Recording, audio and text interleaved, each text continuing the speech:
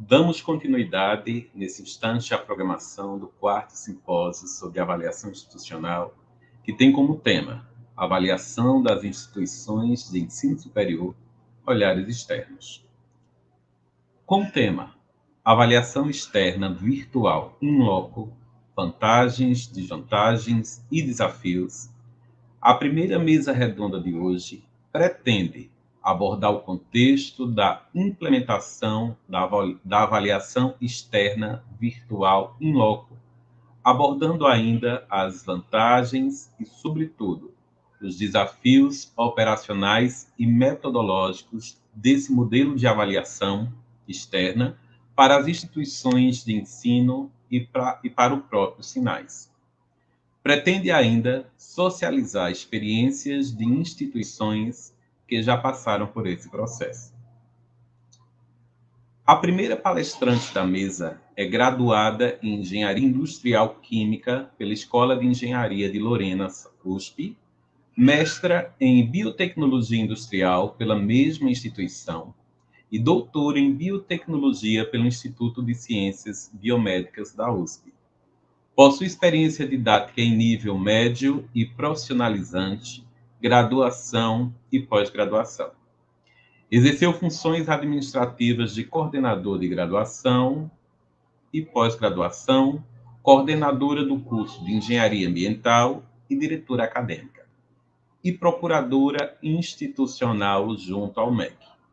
Atualmente é docente do Centro Universitário Maurício de Nassau, em Recife, e no programa de pós-graduação e mestrado e doutorado em desenvolvimento e meio ambiente urbano.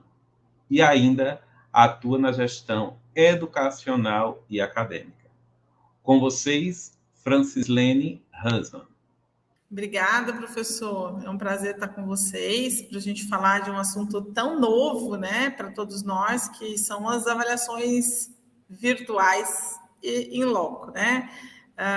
Inclusive, é um assunto muito debatido na esfera dos próprios avaliadores. Eu sou avaliadora também, estou no Bases desde 2006, então passei por várias mudanças, mas como hoje pela manhã eu falei para os avaliadores na abertura da avaliação aqui, essa talvez tenha sido a maior, né, a maior de todas as mudanças, de todas as mudanças que o sistema de avaliação no Brasil já sofreu. Nós trocamos de sistemas, nós trocamos instrumentos de avaliação várias vezes, mas dessa vez foi realmente um plot twist integral na forma como se avalia os cursos e as instituições, né?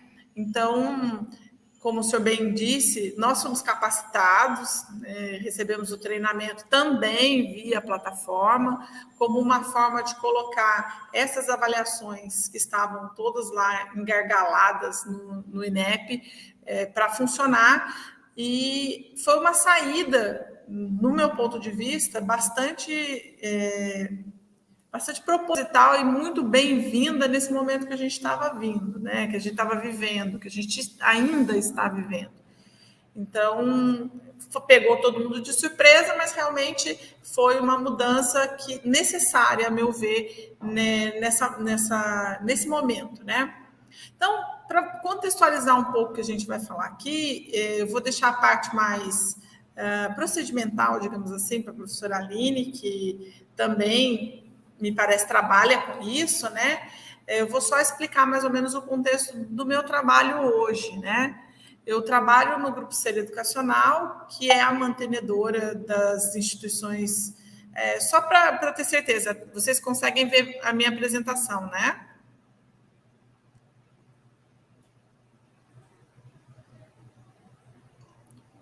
Ainda não. Não? Pronto. Agora sim. Ótimo. Então, eu trabalho no Grupo Ser Educacional, que é a mantenedora em Recife do Centro Universitário Maurício de Nassau e do Centro Universitário Uninabuco, né? Joaquim Nabuco, perdão, conhecida como Uninabuco, e outras instituições em todo o país, né? Hoje, por exemplo, eu estou aqui em Belém, numa instituição que está passando, nesse momento, por uma avaliação de transformação de organização administrativa para centro universitário, uma faculdade que pleiteia se transformar em centro universitário, né? E eu trabalho na diretoria de regulação do Grupo Ser Educacional, que é, na verdade, a que faz a interlocução com o Ministério da Educação. É na minha diretoria que está o meu chefe, que é o professor Paulo Chanan, que é o procurador institucional das instituições do Grupo Ser Educacional, das faculdades, dos centros universitários e das universidades que nós temos sob a mesma mantenedora, né?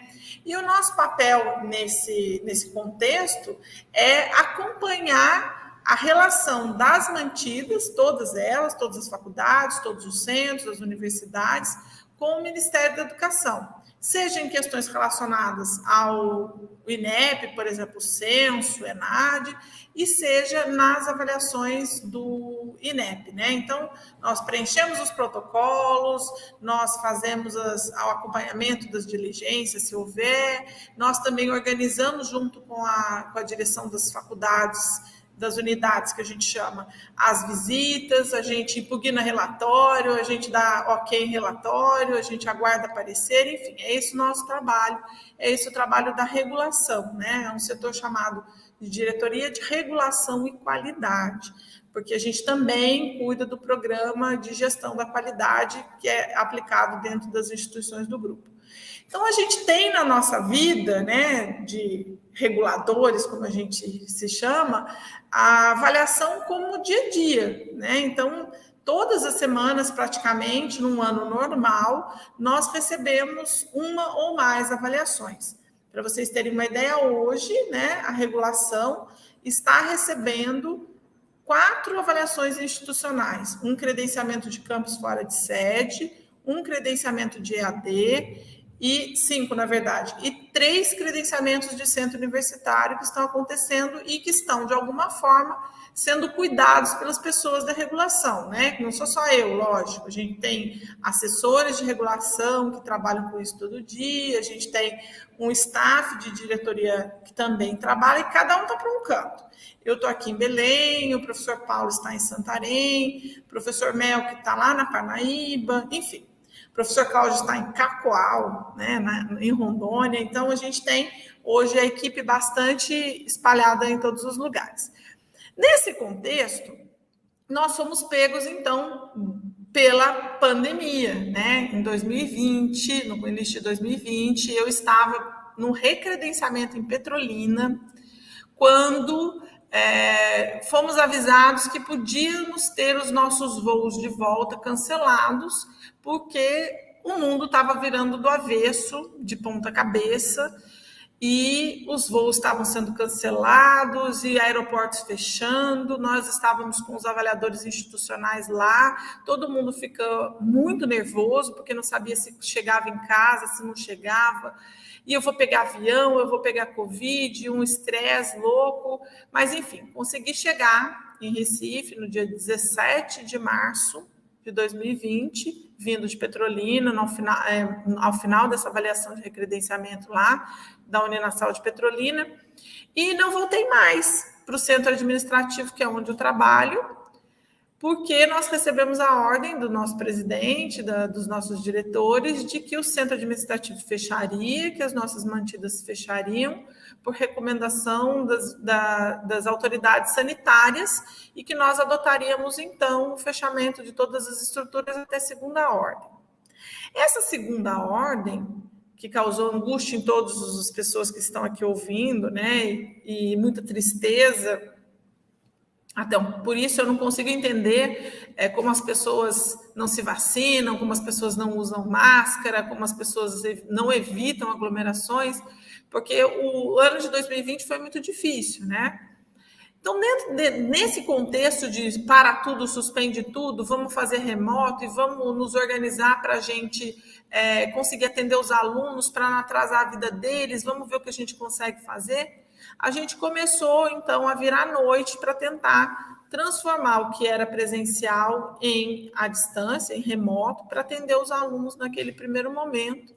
E a mesma coisa, logicamente, aconteceu com os setores administrativos, né? Então, nós, na regulação, tínhamos, naquele momento, no início de março, mais ou menos 32 avaliações marcadas que aconteceriam entre março e junho, né? Em todas as unidades do grupo espalhadas pelo Brasil todo. Nós hoje temos 2 universidades, 18 centros universitários e 45 faculdades que funcionam, né? Então, 32 avaliações era até razoável, até junho, bem espalhadinho, né? Que foram suspensas, lógico, foram canceladas todas. E a gente, como que nós faríamos? Nós temos um programa de qualidade, como eu falei para vocês no setor, e esse programa de qualidade, ele pressupõe auditar cursos e instituições uma vez ao ano, né? Nós usamos um instrumento do INEP, acrescido de outras coisas que a gente controla institucionalmente, que a gente gerencia institucionalmente, né? E nós criamos o nosso instrumento, que é baseado no instrumento do INEP, mais algumas coisas. E nós formamos auditores. Esses auditores recebem treinamento semelhante ao que a gente recebe como avaliador, e eles fazem auditorias, não chamamos de avaliação, chamamos de auditorias, nas nossas unidades e nos nossos cursos. O que a gente faria aquele ano com as auditorias dos cursos e das instituições? Se a gente não estava podendo viajar, né? Que é feita semelhantemente ao que faz a avaliação. Eles viajam, eles visitam, eles veem os documentos, eles fazem reuniões. Como é que nós íamos fazer? Aí começamos a queimar pestana, literalmente, né? Bora fazer virtual. Vamos tentar fazer híbrida. Foi à primeira vista, nós pensamos em fazer híbrido. Fazer a primeira parte das auditorias, todas essas que a gente pode fazer, né? Consultar documento, fazer as reuniões, etc., fazer à distância.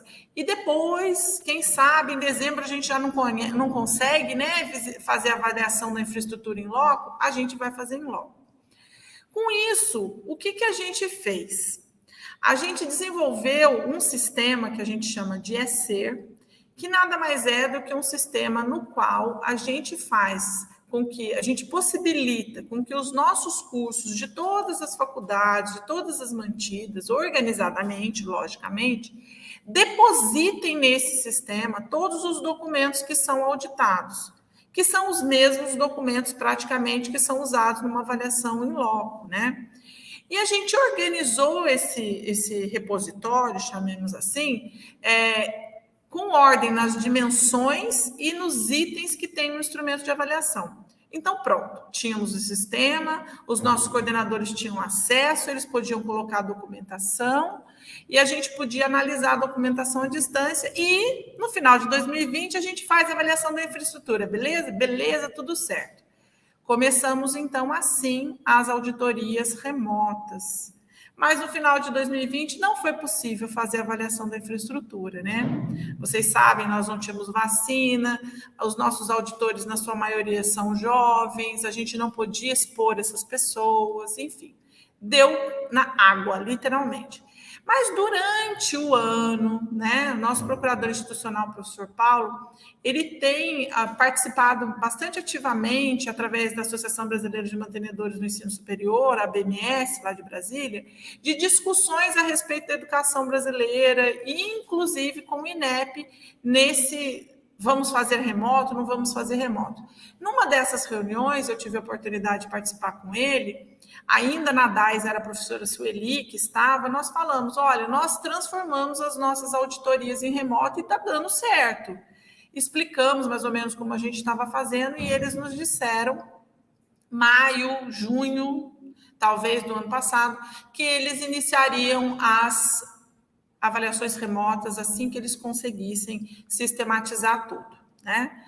Nós chegamos a receber, no final de 2020, avaliadores presencialmente numa unidade que nós estamos credenciando no sertão de Pernambuco. Mas foi muito tenso, porque a gente não podia cancelar, os avaliadores estavam com medo, nós também estávamos com medo. Então, a gente viu que realmente essa era a saída. Tudo isso para dizer para vocês o quê? Né? Que essas avaliações remotas, né, elas tiveram um motivo. Elas não foram única e exclusivamente porque o Ministério da Educação queria economizar ou queria, como eles é uma coisa que incomoda muito o INEP, ser chamado de grande agência de viagens, né? Eu tenho o prazer de conviver, né, e conhecer muito proximamente a professora Yara Xavier, que foi da DAIS, ajudou a montar os sinais, ajudou a montar o primeiro banco de avaliadores, né? E a professora Yara, ela sempre falou, e também conheço a professora Sueli, de capacitação, de eventos e tal, e é sempre uma preocupação deles a logística dessas viagens todas que eles eram obrigados a controlar, né? Então, tem avaliador para todo canto, e isso é uma logística muito grande. Então, não foi só por esse motivo que o INEP resolveu transformar parte, ou grande parte, sei lá, das avaliações em avaliações virtuais, né? A verdade maior é que estava por trás de tudo isso a necessidade do órgão que nos ajuda a controlar a educação brasileira, avaliar a educação brasileira, manter o funcionamento das avaliações. Esse é o grande motivo. Isso porque quando a gente olha só para a gente não consegue entender que a suspensão das avaliações, em especial para instituições menores, estava gerando um prejuízo quase que incalculável. Então, aí eu estou falando de prejuízo financeiro, né? Porque se você tem uma instituição que você montou para receber uma avaliação em 2020 e você não consegue receber essa avaliação em 2020 por motivos sanitários, não consegue receber em 2021, em 2022 talvez você esteja quebrado e você não consiga receber as avaliações, né? Aí você recebe em 2022, você vai ter portaria com sorte em 2023, começo de 2024. É falência na certa, quando você está falando de instituições privadas. Quando a gente está falando de instituições públicas, a gente também tem que considerar que a educação é o maior patrimônio que a gente pode ter. Então, quanto mais cursos, quanto mais vagas a gente estiver ofertando, em especial onde a gente chega com as nossas instituições, em especial daqui do Nordeste e do Norte do país, são essenciais para a garantia de um futuro melhor para nós todos, né? Então, sem educação não tem solução. É simples, é muito simples. Então, foi a alternativa que o INEP conseguiu de colocar tudo para funcionar, né? Mas colocar para funcionar de forma efetiva. Lembra que eu falei da avaliação que a gente recebeu no final de 2020? Na verdade, foram duas, uma de credenciamento e uma de autorização de curso regulado. A tensão era muito grande, a gente tinha no meio uma avaliadora um pouco mais de idade, a gente tomava todos os cuidados possíveis com ela, álcool gel, máscara, face shield, para ver se ela não se contaminava, porque a gente também não queria que aquela pessoa, depois daqueles dias para nos avaliar, para nos ajudar, ficasse doente, né? Com a transformação das avaliações em avaliações virtuais, a disponibilidade dos avaliadores também mudou. E eu vou dizer por mim, tá? Eu sou uma pessoa medrosa, eu morro de medo. Eu não peguei Covid, já estou vacinada com as 2 doses, pretendo não pegar. Isso não tem segredo, né? Ou você é um ser iluminado que no meio de uma pandemia não fica doente, ou você toma os cuidados necessários. E eu tomo todos os cuidados necessários. Eu não tinha disponibilizado a agenda. E não iria disponibilizar a agenda, porque eu tinha medo. Agora eu disponibilizei minhas agendas, né? Eu disponibilizei vários períodos dentro do que eu posso fazer, conforme as minhas atribuições permitem, e disponibilizei. E eu estou em grupos de avaliadores, tenho avaliadores amigos, e eles também disponibilizaram mais dias. Por quê, gente? Primeiro, você não se expõe, né, do ponto de vista sanitário, você está mais protegido, não sai do seu local, ou da sua casa, ou do seu local próximo à sua casa que você trabalha. Segundo, diminuiu em 2 dias a avaliação, porque antes eram pelo menos 4 dias, né? Então, o dia do deslocamento da ida, o dia do deslocamento da volta, você está fora do seu ambiente, fora da sua cidade, da sua casa, do seu trabalho. Então, isso aumentou muito a disponibilidade dos avaliadores. Aumentando a disponibilidade dos avaliadores, logicamente, a gente teria um número maior de avaliações acontecendo num curto espaço de tempo, né? Diminuiu, logicamente, o malfadado problema do INEP, que era ser chamado de agência de turismo, que é injusto, mas é verdade que acontecia quando as pessoas iam criticar o órgão, né, que eu acho que é um guerreiro, foi um guerreiro na transformação, foi um guerreiro no cuidado, é um guerreiro no cuidado e no zelo com a qualidade do ensino superior brasileiro, né? Mas não é legal você ouvir uma coisa dessas. Então, diminuiu esse impacto dessa logística sobre o deslocamento, o cuidado com o deslocamento e com a estadia dessas pessoas fora do seu ambiente, né? Também teve um outro mote que era atingir locais de difícil acesso, né, que dependiam, por exemplo, de aeroportos regionais e que, de repente, foram desativados. Alguns, inclusive, nem voltaram a funcionar, né? Nós temos, por exemplo, o aeroporto de Cacoal, que funcionava antes da pandemia, hoje não está funcionando. Então, o aeroporto mais próximo é de Paraná, que fica a alguns quilômetros, mas é um aeroporto pequeno, regional. Vocês viram o que aconteceu com as passagens aéreas para aeroportos regionais são mais caras ainda, tornando o uso de Paraná inviável, praticamente. Você vai daí por Porto Velho, que fica a 800 quilômetros de Cacoal. Imagina um avaliador chegando em Cacoal, feliz da vida, depois de 800 quilômetros vindo de lá. Ou de Sorriso, parece que também tem, mas é outro estado, né? Então, esses locais muito distantes puderam, então, ser atingidos. Vou lhes contar uma resenha, literalmente uma resenha. Nós pedimos um polo de apoio presencial, ainda na época que polos eram avaliados, né? Hoje não são mais, em Parintins, né? Parintins, apesar de ter aeroporto, o aeroporto não estava funcionando por algum motivo, alguns anos atrás tinha sido fechado ou estava fechado temporariamente, isso eu não me recordo. Mas eu sei que o deslocamento para Parintins, ele é via aquática, né? Fluvial. E marcou a avaliação de Parintins, beleza, marcou a avaliação de Parintins, daqui a pouco liga alguém do INEP e fala assim, olha, gente, a gente precisa que vocês desenhem para a gente um cronograma de viagens que o avaliador vai chegar, porque ninguém está querendo aceitar, porque é impossível chegar em Parintins. Apesar da fama, né, dos festivais folclóricos lá de Parintins, da festa regional lá, nós não conseguimos avaliar Parintins até hoje. Então, hoje seria possível avaliar em Parintins, né? Então, o INEP, além de tudo isso, né, ainda tem a questão de custo. Nós pagamos uma taxa fixa por avaliação, R$ 6.900 e uns quebrados para avaliação de curso e 10.000 e um quebrado para avaliações institucionais, que no caso são para 3 avaliadores e as de curso para 2 avaliadores, que devem cobrir as despesas dos avaliadores, ou seja, as diárias, a passagem aérea e o prolabore, que os avaliadores recebem após o fechamento do relatório. A depender do valor da passagem aérea, esses valores não fecham. Ah, mas R$ 6.000 é bastante. O prolabore é R$ 1.200, 2.400 desses R$ 6.000, né? Com as passagens aéreas nos valores que estão hoje, nós pagaríamos, por exemplo, pagamos tranquilamente uma passagem Recife-São Paulo, R$ 1.400. Então, muitas vezes, para os lugares mais distantes, como aqui Belém, como, por exemplo, Manaus, essa conta não fechava. Então, resolveu-se todos esses problemas.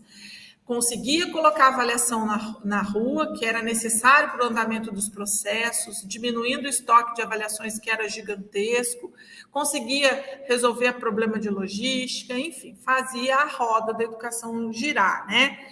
E eu, particularmente, acho que o INEP acertou bem na forma como eles fizeram, né?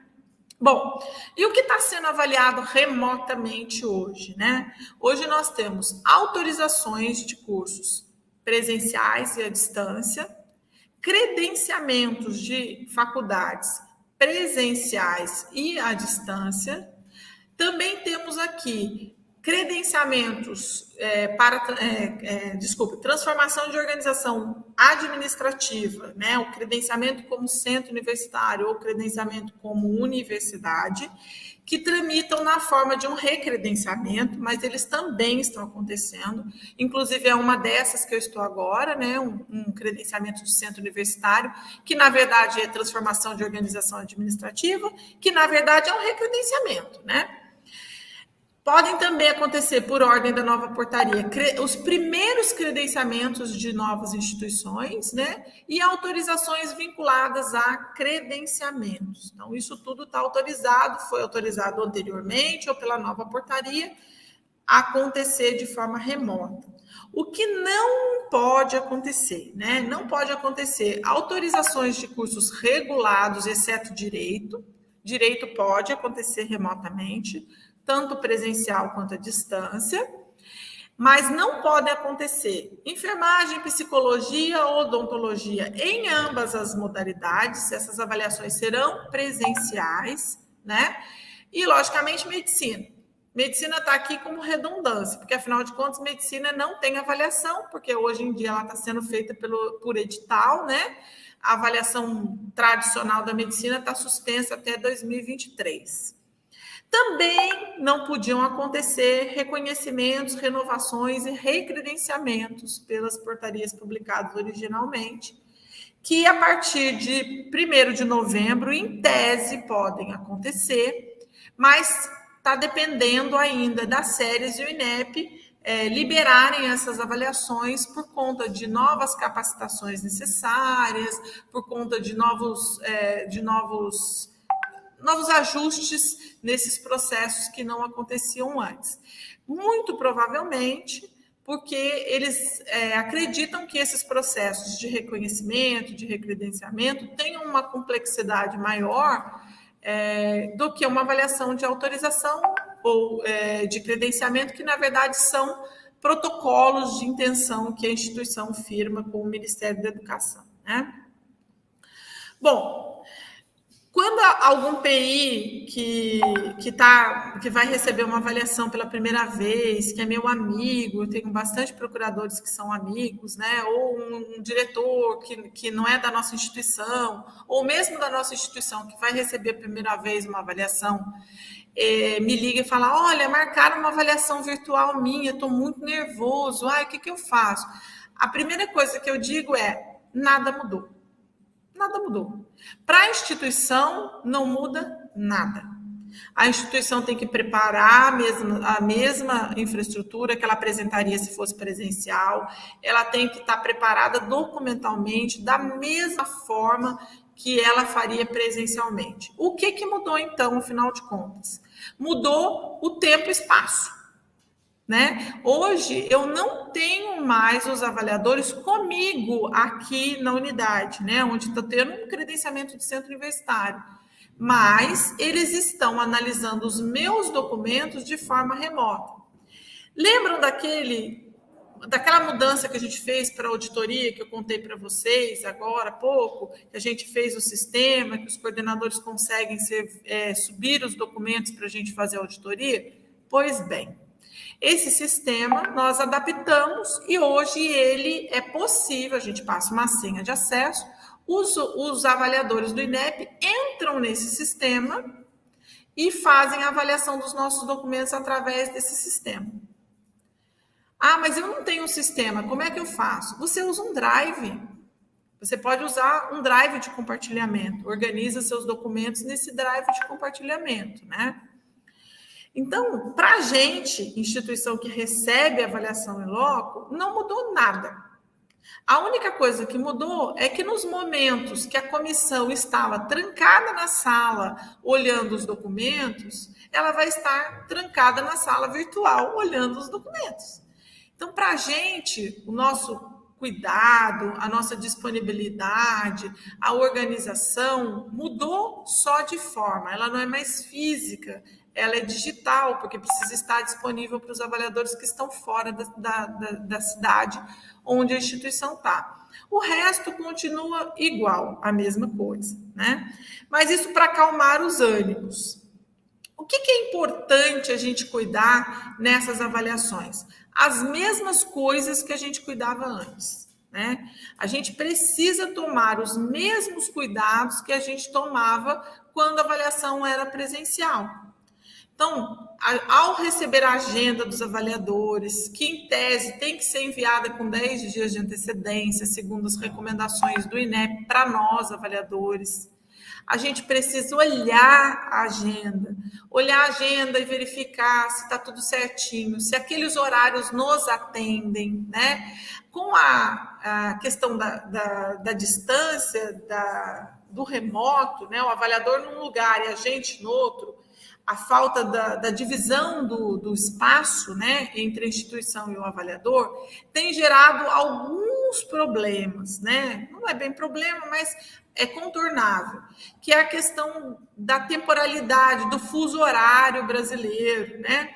Então, tomar o cuidado de sempre olhar a agenda, se você tiver um fuso horário diferente do fuso horário de Brasília, alertar o avaliador que precisa ser o horário da instituição.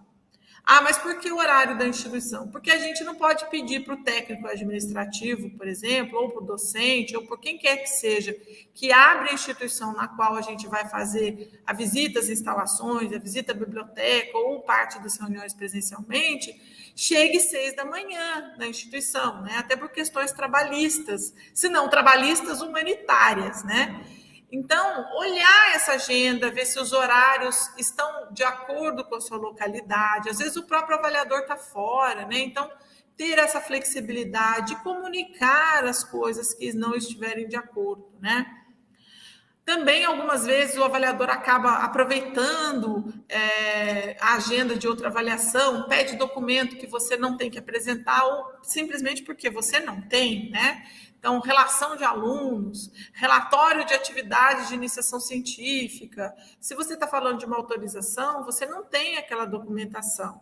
Então, lembrar de impugnar, a palavra impugnar é meio pesada, mas é o verbo que a gente usa, mas alertar os avaliadores sobre essas diferenças na agenda e pedir que ela seja corrigida, né?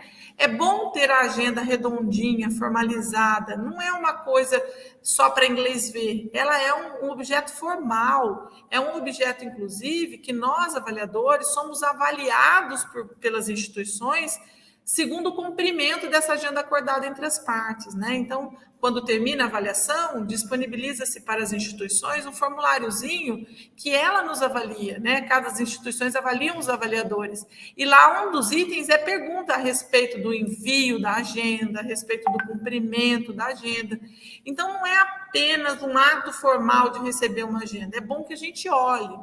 Até para evitar algumas outras situações mais constrangedoras. Por exemplo, solicitação de documentos com autenticação, né, que a gente já não pode mais pedir para as pessoas, então a gente também não tem que apresentar para o Ministério da Educação a cópias autenticadas de documentos, e uma série de coisas assim que é bom a gente tomar cuidado com a agenda. É importante também a gente continuar tomando os mesmos cuidados com a apresentação dos documentos. Que documentos são esses? Os documentos que evidenciam a forma como a instituição vai desenvolver cada um daqueles itens que estão presentes no instrumento de avaliação, que a gente chama de evidências, né? Essas evidências podem ser regulamentação, resoluções, programas, projetos, ou no caso de um reconhecimento de curso, né, quem sabe não comecem, relatórios, outras evidências que a gente sinta que é necessário para corroborar que aquela ação prevista vai ser realizada a contento.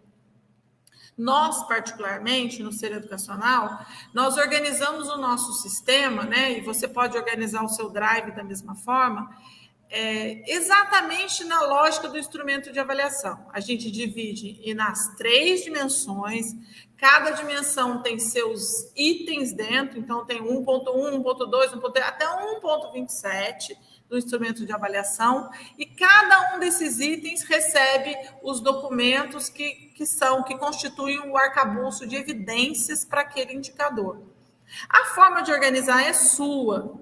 Por que a gente gosta de organizar dessa forma? Porque o avaliador é um docente como a gente, tem um monte de atribuições, faz um monte de coisa no dia a dia, também tem família. Quando ele pega o relatório para preencher, ele vai preencher naquela sequência do instrumento de avaliação. E se eu organizar para ele 1.1 as evidências, depois 1.2 as evidências, depois 1.3 as evidências, quando ele conecta com as reuniões que ele fez, as informações que ele acabou coletando durante essa estadia virtual ou presencial, né, na minha instituição, ele junta com esses documentos, ele consegue ir conceituando item a item, organizadamente. Então, ele fica menos louco no meio daqueles documentos. Já aconteceu comigo de chegar à instituição, minha gente, e achar em cima de uma mesa os documentos lá espalhados, sem nenhuma organização mínima, né? E o que acontece? Você perde muito tempo procurando a evidência daquilo. Você até quer ajudar a instituição, mas você perde um tempão procurando evidência, né? Hoje, com a digitalização dos documentos para avaliação virtual, a gente, inclusive, repete. Então, se você precisa da mesma evidência num item A, no item 1 e no item 5, a gente repete a evidência no 1 e no 5, porque fica mais fácil para o avaliador. Ele, tendo mais fácil, ele consegue preencher o relatório mais claro, dá menos problema. Porque, sim, os relatórios dos avaliadores, eles passam pelo crivo das séries. E as séries podem impugnar relatórios mal elaborados, porque tem alguma dúvida na atribuição do conceito. Então, para evitar tudo isso, a gente organiza dessa forma aqui no Ser Educacional. Também precisamos, logicamente... Oi? É o Thompson, só para você ficar atento ao horário, que a gente já chegou aos 33 minutos, mais ou menos. Se você puder dar uma aceleradinha. A gente precisa também tomar cuidado com as entrevistas e reuniões, né? Deixar as pessoas que vão entrar nessas reuniões já alertas sobre o horário, sobre a forma de entrar, que hoje é o grande gargalo nosso, é a forma como as pessoas lidam com a tecnologia que está disponível para elas nesses momentos de avaliação. Então, isso tudo é muito importante. A visita às instalações físicas é outro ponto muito, muito importante. Então, hoje, por exemplo, a gente começou a visita de manhã, não conseguimos terminar, porque choveu, a gente teve que parar um pouquinho, e a instituição tem uma infraestrutura bastante grande, então a gente não conseguiu terminar. Mas porque você precisa ser detalhista. Você precisa mostrar tudo, porque o avaliador vai usar os seus olhos, a sua câmera, para entrar em contato com tudo que você tem disponível na sua instituição. Não deixar de mostrar, em especial, o que você tem de inovação tecnológica disponível nos diversos segmentos da sua instituição. Em sala de aula, para os coordenadores, para os professores, para os seus técnicos administrativos, porque inovação é o mote do instrumento de avaliação que a gente está usando hoje, né? Que tipo de inovação você tem na extensão? Que tipo de inovação você tem na sua biblioteca? Que tipo de inovação você tem para o seu aluno? Então, durante a visita às instalações físicas, tomem o cuidado de ser detalhistas, muito detalhistas. Do ponto de vista prático, é legal vocês levarem carregadores portáteis, porque as baterias acabam, né? Então, antes de chegar no ponto crítico, a bateria do seu celular, colocar o carregador portátil para você não perder a conexão. E fazer um tour antes, para você ver como é a estabilidade da sua rede, né? Nada mais chato do que a gente perguntar toda hora assim, vocês estão me ouvindo? Vocês estão me vendo? Isso já virou meme de internet, inclusive, né? Aqui a base legal, né, das portarias do INEP que efetivaram, que possibilitaram as avaliações virtuais em loco, né? A mais recente, a 275 de 2021, recomendo a leitura a todos, né? A gente não precisa mais disponibilizar termos de compromisso, termos de uso de imagem aos avaliadores, a gente precisa enviá-los ao INEP, né? Tem um e-mailzinho lá que a gente precisa enviar. por conta da gravação de alguns momentos da avaliação externa, e também o guia de boas práticas, que diz lá os comportamentos, os cuidados que a gente tem que ter em todos os momentos da avaliação. Então, recomendo a leitura bastante atenta a todos, em especial das portarias e do guia de boas práticas, que dizem o estado da arte hoje das avaliações. Bom, vantagens e desvantagens da avaliação em loco virtual, virtual em loco, né? Esse em loco com virtual, inclusive, já foi motivo de chacota, né? Ué, como é que pode ser em loco ser virtual? Então, eu, desconstruindo o termo, eu penso assim, é em loco porque acontece na minha instituição e é virtual porque usa mediação tecnológica.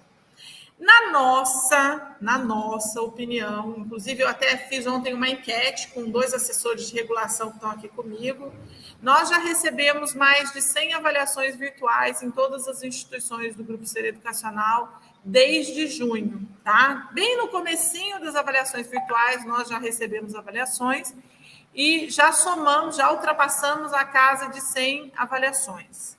Nossa, é muito, mas lembrem-se, nós estamos falando de mais de 70 instituições no grupo todo, né? Nós já recebemos credenciamento de EAD, nós já recebemos autorização de cursos EAD regulados e não regulados, né? Odontologia, enfermagem, psicologia, direito, presenciais aos montes, transformação de organização administrativa. Dessa vez já são 3, mas a gente já recebeu outros, enfim. Então, a gente fez um compilado do que a gente achou mais importante apresentar para vocês como vantagens e desvantagens, tá? Primeira vantagem de todas, que eu acho que para mim é o grande senão, né, da questão, é a segurança sanitária. Não, a pandemia não acabou. Sim, morrem por dia mais de 100 pessoas. Se fossem aviões caindo pelo Brasil, seria uma comoção nacional. Mas como é uma pessoa de uma família que eu não conheço, filho de alguém que eu não conheço, neto de alguém que eu não conheço, nós paramos de prestar atenção nessas mortes, né? Infelizmente. Então, nós não estamos vivendo um momento sanitário ideal para a gente colocar avaliadores viajando, né? Os avaliadores não são jovens. A gente tem no banco uma boa parte dos avaliadores acima dos 40 anos. Então, que é uma faixa que é bastante afetada pela Covid. Economia de papel na impressão de documentos. A gente já tinha como disponibilizar documentos digitais antes aos avaliadores, mas muitos deles tinham uma resistência em aceitá-los digitalizados, por não acreditar, sei lá. Enfim, a gente acabava imprimindo resmas e resmas de papel com os relatórios que eram digitais que a gente imprimia. Hoje não tem mais isso, né? Celeridade dos processos. Não sei se vocês viram, mas o INEP está uma bala de rápido. Avalia. A gente já teve casos de avaliações de portarias que saíram com 1 mês e meio após a avaliação, que foi bem sucedida, que não foi impugnado o relatório. 1 mês e meio a gente tinha a portaria publicada. Isso é excelente para a instituição que está investindo naquela infraestrutura e consegue colocá-la para funcionar mais rápido. Isso é excelente para a população que vai ter acesso àquele curso, naquele lugar que muitas vezes é necessário, né? Maior disponibilidade dos avaliadores, conforme a gente já falou, muitos se sentem mais confortáveis de não precisar viajar, outros, como eu, têm menos disponibilidade de viagem, diminuindo 2 dias fica mais fácil, né? Menor comprometimento das pessoas da instituição no momento e nos dias da avaliação, explicando, a gente fica literalmente de babá dos avaliadores. Porque a gente eles estão num lugar que eles não conhecem, numa unidade que eles não conhecem, numa cidade, num estado que eles não conhecem. Então, a gente busca no aeroporto, leva para o aeroporto, a gente leva para almoçar, leva para jantar, leva para o hotel, traz do hotel. Isso compromete os nossos funcionários, isso compromete os nossos colaboradores, compromete o coordenador do curso. Hoje, a avaliação está acontecendo lá, eles estão fazendo a reunião virtual lá entre eles e o coordenador continua atendendo aluno. O docente do curso, exceto no momento da reunião, continua desempenhando suas atividades. o avaliador tem os documentos da avaliação disponível mais tempo. Quando ele ia embora, ele não conseguia consultar mais nada, né? Porque os documentos estavam impressos, ficavam aqui. Hoje, pelo Manual de Boas Práticas, a gente pode colocar com 7 dias de antecedência os documentos disponíveis para eles e deve mantê-los disponíveis por mais 5 dias após a avaliação. Isso dá ao avaliador a tranquilidade de, caso seja necessário consultar algum outro documento, ele tenha disponível. E, logicamente, economia de recursos, né? Conforme a gente já disse, os valores que a gente pagava não eram o suficiente para cobrir 100% das viagens por conta dos custos que elas envolvem. Desvantagens, tá? Para a gente acabar rapidamente. Primeiro, a impessoalidade, né? Você não tem aquele olho no olho de o avaliador falar para você que não entendeu aquilo, que precisa que aquilo seja apresentado uma outra documentação que ele não está entendendo. Isso prejudica um pouco o relacionamento. E a avaliação, minha gente, querendo ou não, 30% é relacionamento. A gente tem dependência de conexões de internet, que, vamos combinar, no Brasil não é uma Brastemp, né? A gente tem dificuldades em capitais de estado, no norte, no nordeste, no sudeste, no sul, no centro-oeste, imagina no norte do país. A conexão aqui é péssima, tá uma chuva danada lá fora. Daqui a pouco a internet começa a funcionar mal.